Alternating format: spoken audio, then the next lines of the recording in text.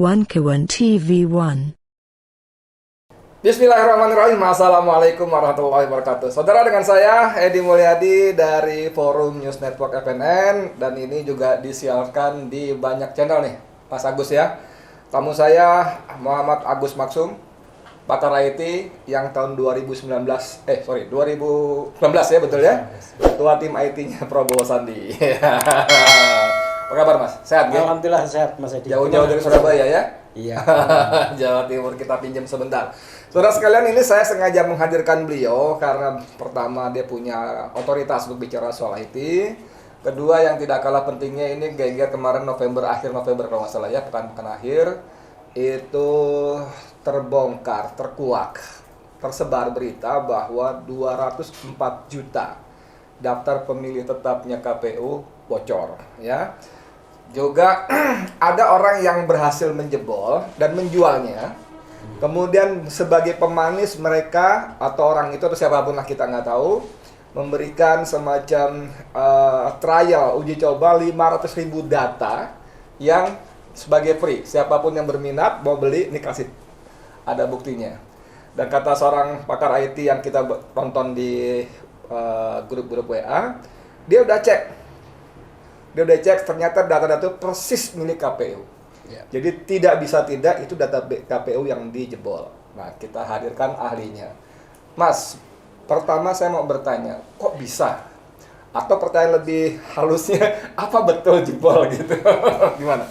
Iya, jadi kalau jebolnya sistem IT KPU itu memang bukan hal yang baru. Sejak tahun 2019 juga sudah berulang kali jebol.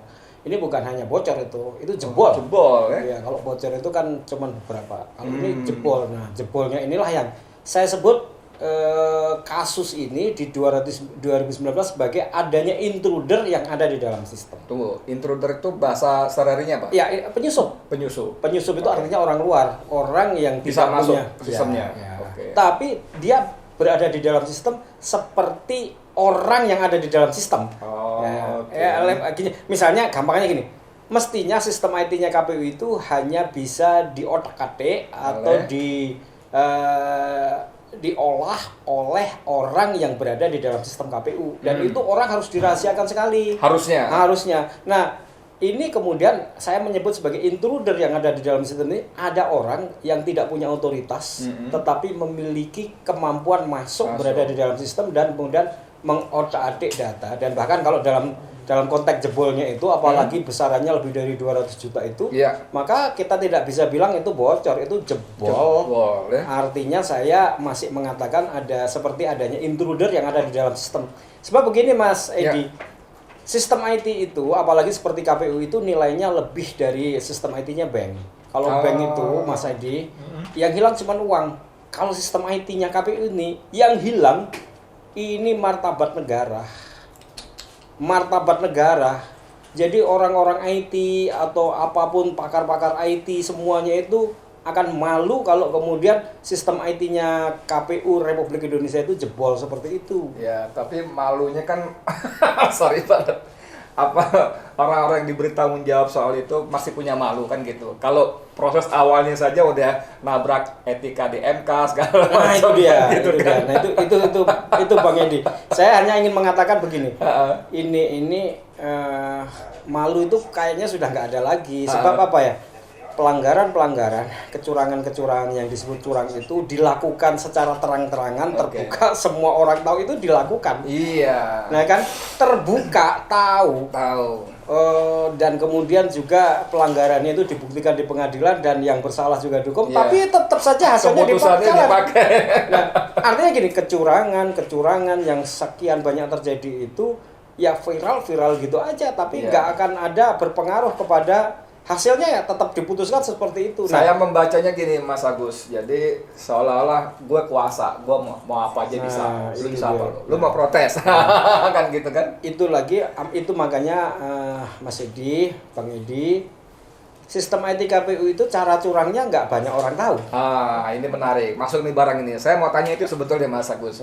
Jadi kebocoran ini, satu buat saya yang awam menunjukkan bahwa sistem ini nggak secure. Yes, Oke ya? tidak secure. Jangankan orang dalam, orang luar pun bisa jebol, ya kan? Yes. Yang kedua, ini sekali lagi kan mengkonfirmasi, menurut saya ini orang awam, nanti tolong diluruskan, mengkonfirmasi bahwa memang kecurangan itu dipersiapkan. Yes, didesain. Dipersiapkan, didesain. Ini buah dari turunan dari statement deklarasinya Joko Widodo akan cawe-cawe. Ini saya kira itu. Nah, sekarang dari sisi IT teknis, gimana potensi pemanfaatan kebocoran 204 juta atau bukan kebocoran lah, pokoknya data itu akan dimainkan untuk kecurangan. Ya, oke. Saya sebelum masuk ke teknis itu saya mau memperkuat ini tadi. Gini, seseorang untuk menjadi presiden di Indonesia itu upayanya luar biasa kan. Effortnya luar biasa. Iya, effortnya kan luar biasa. Bahkan ada yang harus membentuk partai. Iya. Itu biayanya kan triliunan. Oh iya. Iya kan? Iya. Mungkin lebih dari 1 triliun, 10 triliun, bahkan ratusan triliun. Iya, puluhan. Bahkan juga nanti harus menguasai beberapa partai. Ratusan triliun dia lakukan untuk kemudian bisa menjadi presiden Indonesia atau menempatkan itu juga semua yang nggak pakai daun ya. Itu kan. ya kan? Triliun loh. Ya. Ratusan triliun. Lalu kemudian dia menempatkan seseorang untuk bisa maju menjadi presiden, calon presiden dan wakil presiden juga dengan uang triliunan, dengan upaya yang luar biasa, dengan pelanggaran-pelanggaran yang terbuka dia lakukan. Lalu endingnya ini ditentukan kemenangannya dia itu untuk menjadi presiden atau wakil presiden Indonesia untuk menang itu hanya ditentukan oleh sebuah sistem IT KPU. Ya, yang namanya sistem IT KPU. Oke, ini kalau udah sekian dia lakukan, ratusan triliun, puluhan triliun dia lakukan, lalu kuncinya hanya di IT ini, apakah dia tidak akan melakukan ke situ? Ya kan, itu logikanya. Itulah yang kemudian saya mengatakan kenapa sistemnya kemudian sengaja, ini saya mengatakan sengaja tidak dibuat secure. Kenapa? Bukan karena nggak mampu ya? Memang sengaja. Budget untuk pemilu lebih dari puluhan triliun, 70 triliun. 70 atau 100 triliun saya nggak tahu. Yang jelas itu sangat memadai untuk bisa melakukan security di dalam sistem IT-nya KPU. Karena standar security internet di dalam IT itu namanya ISO 27001. Nah, ini standar keamanan untuk kita percaya bahwa sistem ini adalah benar. Maksudnya benar itu kalau dia menghitung ya menghitung apa yang dia hitung. Bukan kemudian hitungannya tiba-tiba ada yang bisa merubah. Yang dulu zaman 1 tambah 2 tambah 3 jadi 100. Nah, lagu-lagu itu adalah fakta terhadap terbongkarnya sistem IT KPU di 2019 yang namanya situng. Ada banyak sekali yang secara awam ya saya ingin katakan itu tidak boleh terjadi karena pada waktu membuat IT itu kan sudah tahu bahwa satu TPS itu cuma 300 suara ditambah dengan 2% lah 306 kan gitu kan ya 300 sekian kan gitu. Itu nggak boleh kalau ada yang mengentry data lebih dari itu misalnya 400, 700, 1000 itu jelas sistem akan menolak reject dengan sendirinya harusnya. Nah kan itu kita temukan banyak sekali. Jadi artinya itu juga secara manajemennya ya kan ISO 9001 dan 27001-nya jelas tidak beres. Mas, untuk dapat sertifikat 27001 itu kan mesti mengundang konsultannya untuk menguji. Itu perlu biaya mahal nggak? Mahalnya tapi juga tidak seberapa dibandingkan dengan dibayar ya? Iya sangat mudah, sangat bisa dibayar itu cuma di bawah 1 miliar.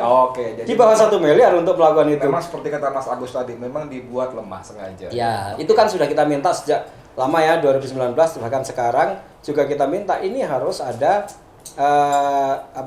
ISO 27001-nya standar keamanan di mana kita percaya bahwa sistem ini memang menghitung dengan benar, tidak ada orang yang bisa masuk ke situ melakukan otak-atik data, tidak ada tersambung sistem server atau sistem IT-nya KPU itu dengan server yang lain yang kemudian bisa sedot data. Sempat ramai diminta dikoneksi ke itu ya. Polres masih ya. Ingat suratnya kepada Kapolres.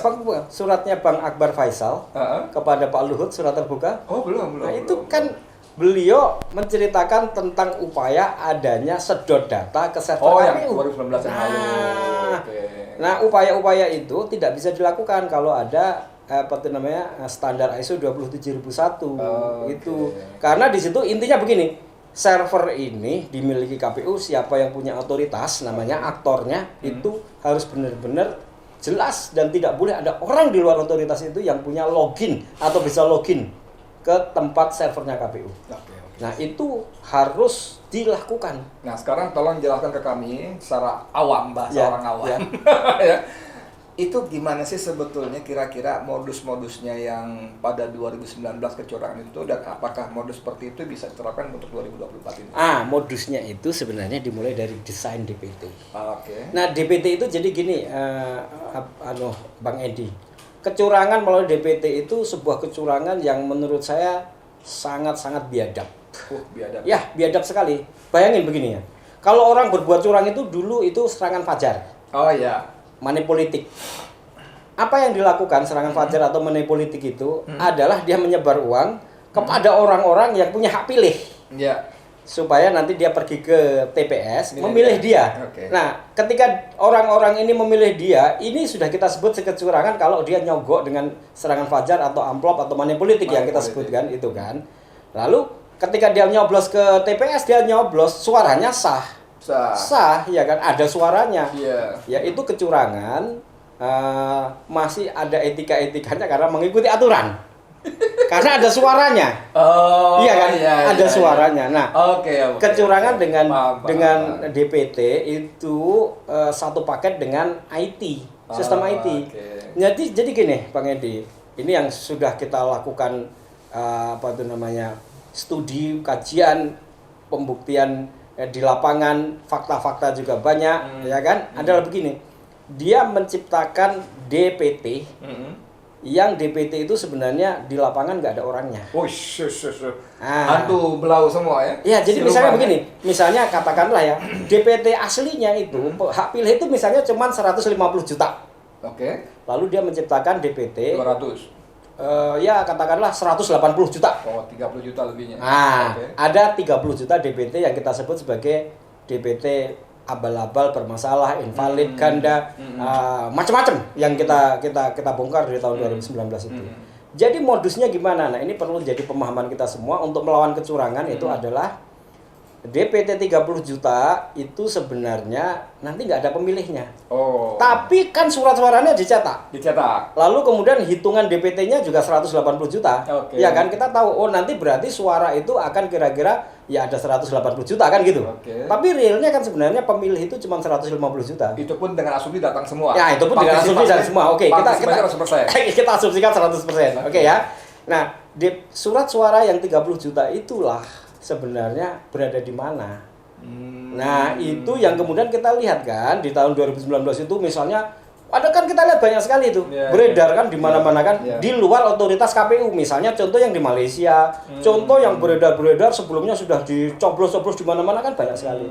Nah, itu nanti kecurangan melalui DPT itu adalah terjadinya setelah pencoblosan dan perhitungan suara. Pencoblosan dan perhitungan suara di TPS. Nah, kalau di kasus 2019 itu nanti di 2024 ini desainnya agak beda. Nanti sedikit akan ceritakan ya. Nah, di 2019 maka kemudian setelah hitung suara di TPS itu kan ada C1 plano yang ditempel. Ya, oke, kita tahu semua yang ditempel, dicoret-coret, di papan kita semua lihat itu namanya C1 plano. Itu ya. C1 papan, C1 plano. Nah, itu suara asli itu sebenarnya itu. Nah, lalu kemudian kecurangan itu mulai terjadi ketika C1 plano dipindah ke C1 hasil atau C1 hologram atau C1 yang lembaran yang dipegang saksi-saksi itu. Untuk daerah-daerah di mana dikuasai dominan oleh kekuatan tertentu, di mana pihak tertentu tidak punya saksi, ini sudah berubah dari sini ke sini. Dipindahkannya di mana dan kapan? Kenapa? Dipindahkan dari plano ke. Iya, pada waktu dari plano dipindahkan ke sini. Pada hari H. Iya, pada di situ. Di TPS ya. Iya, ketika kemudian saksinya lengkap atau kemudian TPS-nya tidak independen, ini case-nya banyak. Nah, saya nggak mau menyebut satu daerah, tapi di YouTube itu ada banyak kejadian seperti ini. Itu pun sudah berubah. Tapi asumsinya dia benar. Saksi kita lengkap. Dipindah C1 hasil atau C1 hologram itu benar. Nah, Tapi ketika kita tidak berhasil melakukan rekap suara nasional, misalnya ada 800.000 TPS, kita tidak bisa rekap hasil C1 planonya, berarti kita buta terhadap hasil Pilpres di hari A itu. Oke kan? Nah, pada saat itulah kemudian kesempatan digunakan oleh lembaga quick count. Ya kan? Ketika kita nggak tahu hasilnya, maka lembaga quick count itu kemudian mengklaim kemenangan. Untuk prakondisi ya. Yes. Nah, quick count itu kan kemudian berbeda-beda hasilnya biasanya.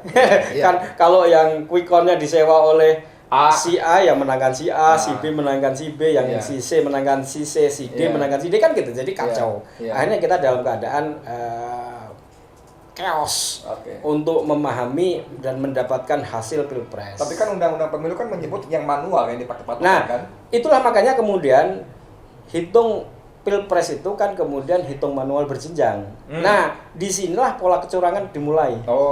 Jadi ketika C1 itu ada bergerak, kan nanti direkap nih. PPS, PPK, kecamatan, kabupaten, provinsi nasional. Nah, disinilah kemudian C1 yang ada dipegang oleh saksi dan C1 yang ada di dalam kotak itu nanti mengalami perubahan. Perubahannya gimana? Jadi kotak itu nanti akan bergerak kemana? Kita lihat ternyata dia bisa mampir ke satu gedung.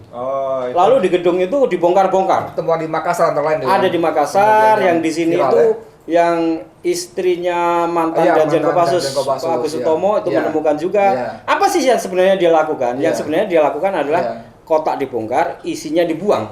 Diganti yang isinya dibuang itu C1-nya dibuang, C7-nya dibuang. Ini perhatikan ya, C7. C7 itu daftar hadir. Kalau C7-nya dibuang, maka kita tidak bisa lagi mengkonfirmasi sebenarnya pada siapa ya. Iya, siap. Berapa tadi yang hadir kan gitu. Ini dibuang semua jebret. Tadi ada DPT abal-abal 30 juta. Dia nggak nyoblos memang. Ini pertanyaan hakim MK selalu menjebak ini. Dia akan bertanya kepada saya dan sebenarnya saya juga agak sulit misalnya apakah DPT abal-abal itu yang Anda sebut invalid abal-abal itu dia digunakan pada saat di TPS. Pertanyaan kan begitu. Jawaban saya pasti tidak digunakan karena nanti digunakannya bukan di situ. Nah, ini selalu dipotong di situ tuh MK itu. Curangnya MK ini ya. MK sudah men-setup seperti itu. Sehingga kemudian dia mengatakan, "Ya kalau begitu DPT abal-abal itu ya nggak perlu dipikirkan tidak mencoblos kan gitu." Padahal sebenarnya bukan di situ. Prosesnya bukan di situ ya. Ya, ini perlu jadi pemahaman. Jadi dia digunakan untuk kemudian melakukan operasi terhadap kotak suara itu. Isi C1-nya dibuang, surat suaranya dibuang, C7-nya dibuang, berarti diisilah dengan surat suara yang kosong tadi itu sesuai dengan desain. Nah, ada desainnya. Kalau nggak ada desainnya nggak bisa. Kalau kejadiannya seperti itu, pertanyaannya pertama, bisa nggak kita cegah? Terus kedua, pertanyaannya, kalau sudah kejadian, apa yang kita bisa lakukan untuk mematahkan itu, terutama ketika kita bersengketa di MK? Pencegahan bisa kita lakukan satu, sistem IT KPU-nya itu harus kita paksa, harus kita minta, harus kita pastikan dia memiliki standar ISO 27001. Nah, sekarang belum ada. Belum ada. Gimana maksanya kalau tim kita harus bergerak semua. Tim paslonnya juga tidak mengajukan tuntutan-tuntutan pada KPU. Ya, itu dia, kita harus bergerak semua itu. Misalnya para pegiat IT, pegiat security, itu kan paham semua ini. Jadi ya harus, saya dengar ada seorang pakar IT dari perguruan tinggi dari UNER itu sudah mengirim surat meminta tentang ISO 27001 itu. Ya. Tapi nggak ditanggapin. Ya kan dianggap tanda kutip ya, nggak punya legal standing. Lu siapa ya paslon yang maju ya tenang-tenang aja, ribut gitu. Itu dia. Jadi tadi itu mencegahnya adalah satu itu. Kenapa? Kalau itu bisa dilakukan, maka kemudian servernya KPU atau sistem IT-nya KPU itu akan lepas dari seluruh connect hubungan-hubungan backdoor atau API atau apapun celah yang terhubungan dengan pihak lain yang bisa melakukan utak-atik data. Termasuk juga adanya kalau ada intruder di dalam sistem. Intruder di dalam sistem itu begini loh, Bang Edi, gampangannya. Dia penyusup, orang luar tidak punya otoritas, tapi dia pegang login officialnya. Login official ke dalam server itu. Itu enggak, itulah yang kemudian dia terserah tinggal dia otak-atik ganti. Nah, kalau dia pegang login officialnya, maka ya dia bisa melakukan apa saja, termasuk mengotak-atik data. Saya berpikir sebagai orang awam, betapa saktinya intruder ini. Semua dipersiapkan, kita punya saksi-saksi militan di TPS, lihat ngitung segala macam, begitu masuk ke sistem, orang tinggal santai aja dari mana, shoot masuk, diubah semua segala macam. Itu mungkin terjadi kan? Ya sangat terjadi, sangat mungkin, karena sistem IT-nya tidak diupayakan untuk diamankan supaya tidak terjadi itu. Nah, kenapa kok Bang Edi ya, saya kok menyebut intruder di dalam sistem, itu sebenarnya begini ceritanya ya. Orang menjebol sistem IT, sebuah sistem IT yang memiliki security semacam KPU itu punya security, itu tidak mudah sebenarnya. Harusnya ya? Ya harusnya tidak mudah. Tapi begini, cara menjebol sistem yang paling mudah itu adalah 80% kejadiannya adalah dia cari orang yang punya login official. Ya. Lalu orang itu kemudian entah dilakukan diperdayai lah. Banyak cara memperdayai, bisa diculik, bisa dikasih cewek, lalu kemudian bisa dilobi, ngopi-ngopi. Nah, dengan berbagai cara kemudian mungkin saja dia bisa menyerahkan login itu.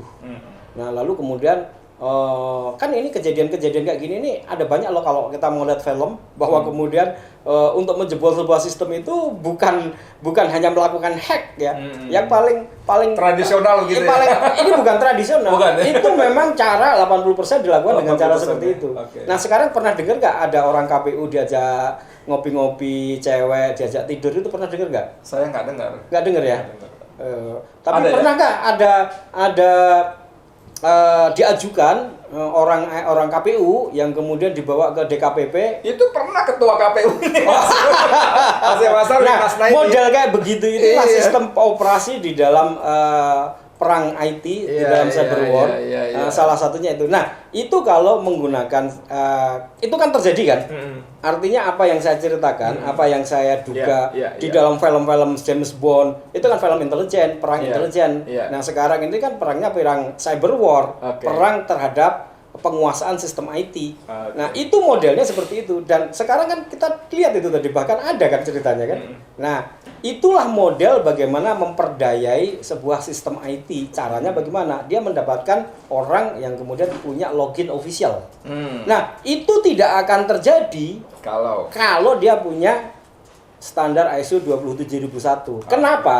Karena walaupun login officialnya itu dikasihkan orang luar, login itu, username passwordnya itu harus dilakukan di dalam suatu tempat dan hanya di komputer yang ditentukan. Di lokasi lah. Di lokasi yang ditentukan, dan di lokasi itu tempat dia benar login itu pintu masuknya itu harus lapis 7. Pintu masuk fisik ya? Iya, misalnya masuk ke gedung itu dulu harus punya izin. Lalu dia sudah punya barcode untuk masuk di gate parkirnya. Kalau dia nggak punya izin, nggak punya gate, nggak bisa masuk. Lalu pintu masuk pertama dia harus sudah punya kartu. Masuk kedua punya kartu lagi, sampai kemudian titik yang ketiga, 4 sampai ke server itu ada. Dan itu dilakukan, Mas. Saya mengelola sebuah sistem IT yang seperti itu. Dan bahwa asal mau aja ya. Iya, asal mau. Itulah sehingga kemudian kalau saja si pemegang server untuk bisa masuk itu misalnya berhasil diperdaya dengan apapun caranya, loginnya diambil, nggak akan bisa login. Kenapa? Ya, di tempat di mana ditentukan itu, ketika dia sudah memegang loginnya, saya mau login, itu ada CCTV-nya. CCTV itu mencocokkan si pemilik login ini benar nggak dengan login ini, gitu. Jadi kalau misalnya saya berhasil diperdayai, kemudian nih orangnya hebat banget bisa menjebol 7 pintu itu lagi. Dan kemudian kita login, nggak bisa, CCTV-nya nggak cocok itu matanya, orangnya, profilnya dengan ini. Itu harus dilakukan. Ini server KPU menentukan, ya kan, sebuah negara ini akan dikontrol oleh siapa. Ngeri sekali ya. Ini ditentukan oleh ini. Sistem IT KPU itu jauh lebih berharga dari bank. Kalau bank itu cuma uang, Mas. Walaupun miliaran, puluhan miliaran, ratusan miliar, uang. Ini negara yang diambil, Mas. Ini suara ditentukan oleh sistem IT. Masa depan, ya, pemimpin. Itu. Mereka sudah melakukan dengan uang triliunan, puluhan triliun. Kita lihat semua. Lalu di titik ini satu-satunya pintu untuk kemudian memastikan bahwa si yang dia upayakan dengan berbagai cara itu pintunya adalah ini nih akhirnya ini. Apakah dia tidak akan lakukan? Iya. Ya kan, untuk memastikan itu. Sementara sistem IT-nya memang sengaja celahnya dibuka. Iya. Kenapa celahnya dibuka dan bisa dimasuki? Lah itu tadi, Bang Edi cerita ada jebol data 204 juta, itu menunjukkan berarti sistemnya bisa dijebol. Dan sampai sekarang kasus itu sampai sekarang tidak ada klarifikasinya, tidak ada audit forensik, digital forensik, dan juga tidak ada ditindaklanjuti dengan pengamanannya sertifikasi ISO 27001 sebagai sebuah security yang paling standar untuk sistem keamanan. Ini menentukan sebuah negara ini akan dipimpin oleh siapa loh? Penjelasan Cak Agus Maksum ini buat saya yang orang awam ini mengerikan. Jadi saudara sekalian, penjelasan Mas Agus Maksum tadi buat saya orang awam ini jadi mengerikan. Karena betapa kecurangan seperti buat kita yang awam. Nggak mungkin si bapak ini mendorong anaknya maju dengan mengangkangi MK, kemudian duduk manis nonton. Nggak mungkin. Pasti dia siapkan untuk menang. Nggak bisa enggak. Nah, itu dengan berbagai macam cara, termasuk ini. Saya pertanyaan terakhir, Mas Agus. Apa yang kita bisa lakukan selain dari timnas di bidang IT misalnya? Dari tim relawan, orang-orang ini kan udah harapan rakyatnya kan kepada Amin ini kan luar biasa. Mereka datang dengan segala macam dukungan. Nah, sekarang yang bisa dilakukan teman-teman relawannya apa? Ya, jadi gini, karena sistem IT KPU-nya tidak bisa kita percaya. Untuk mengatakan tidak bisa dipercaya itu adalah karena standar keamanan untuk bisa dipercaya nggak ada. Kan simpelnya seperti itu. Maka kemudian kita juga tidak bisa percaya hasilnya. Ya kan? Apalagi di tahun 2024 itu dia tidak menggunakan situng tapi menggunakan Sirekap. Sirekap itu apa? Sirekap itu nanti KPPS itu akan mengentry data dari TPS. Lalu kemudian direkap dan ketahuan hasilnya di hari H. Tujuannya yang saya dengar begitu. Ini berbahaya. Kenapa? Karena berarti ini akan, apakah kita yakin bahwa hasilnya itu memang hitung dari TPS? Kalau sistemnya nggak aman, ada celah yang kemudian bisa dimasuki dan ada intruder di dalam sistem yang kemudian bisa dengan cepat melakukan otak-atik data. Misalnya si A menang diubah jadi si B, atau si A, si B, si C. Supaya nggak si X, si Y, si Z ya. Si A, si B, si C ini soalnya bisa diasosiasikan ya. Si X, si Y, si Z misalnya dia akan memenangkan si pokoknya si gitulah ya. Kekurangan. Dan kemudian dia mau setting untuk menang satu putaran, ya 30 juta bisa diplukkan di situ, jebret. Maka kemudian di hari H itu sudah diumumkan kemenangannya di situ. Kan kemudian kalau sudah begitu, pertanyaan saya tadi, yang bisa kita lakukan adalah kita harus menggerakkan rakyat untuk merekap sendiri suara TPS. Bang Edi, HP ya, TPS itu cuma 820.000. Orang bilang banyak, enggak, sedikit. Kenapa sedikit? HP itu jumlahnya 300 juta. Kita semua itu punya HP, jumlahnya 300 juta. Penduduk kita itu 270 juta. DPT itu 204 juta. HP ini 300 juta. Jadi Bang Edi, kita akan siapkan sebuah aplikasi. Seluruh pemilik DPT, siapapun silahkan menginstal aplikasi itu di HP-nya. Itu mudah sekali, seperti kita menginstal Twitter, seperti kita menginstal WhatsApp, seperti kita menginstal Facebook, seperti kita menginstal aplikasi-aplikasi itu. Lalu kemudian datanglah ke TPS menjadi saksi luar. Lalu kemudian ketika C1 plano itu yang suara asli itu tadi berhasil dihitung, kan kita melihat semua itu. Lalu segera foto, lalu kemudian entry data di HP kita. Jadi HP kita ini senjata melawan kecurangan. Kecurangan itu hanya bisa kita lawan dengan kebersamaan kita semua untuk mengentry data, dan kita menjadi punya pembanding dengan apa yang dilakukan oleh KPU itu. Karena sistemnya nggak ada kepercayaan, nggak bisa kita percaya karena tidak ada standar yang untuk bisa kita pegang. Ya sudah, kita harus memiliki kontrol. Kontrolnya adalah kita semua bergerak, ya. Gerakan rakyat, gerakan masyarakat, atau apapun namanya untuk merekap suara itu ke dalam satu sistem yang kemudian hasilnya sebagai pembanding. Itulah hasil rekap suara rakyat. Oke, saudara sekalian, menarik sekali. Sebagai informasi, ketika saya jalan ke Solo kira-kira 2 pekan silam, itu ada orang tua, Usman Amiruddin, 85 tahun, membuat gerakan rakyat bergerak, GRB. Dan mereka deklarasi, istilahnya dia, curang perang. Orang tua, curang perang. Ya, mereka belum punya konsep seperti ini segala macam, tapi akhirnya memang secara fisik harus dipersiapkan. Saya tidak nakut-nakuti, tapi mungkin pesan buat saya orang luar, sekali lagi saya bukan timnas, bukan relawannya Anies atau berapa siapapun, saya bukan. Saya hanya ingin mengingatkan, mungkin lewat Mas Agus Maksum, belajar dari 2019. Mestinya paslon betul-betul mengklirkan masalah ini. Iya. Soal sistem di IT, di KPU, IT-nya dan sebagainya, ini termasuk tentang 204 juta kebocoran tadi, kejebolan tadi. Karena kalau enggak, Masya Allah, apapun yang kita lakukan, kita gegap gempita, apa segala macam, bimtek dan sebagainya segala macam, dengan simsalabim semuanya bisa bubar, buyar ya. Nanti mungkin kita kasih tugas Agus Maksum untuk kasih tahu timnas. Timnas kita lakukan bersama-sama. Supaya betul-betul ini dipastikan sistem IT-nya KPU dan 204 juta tadi, supaya tidak ada potensi-potensi macam tadi.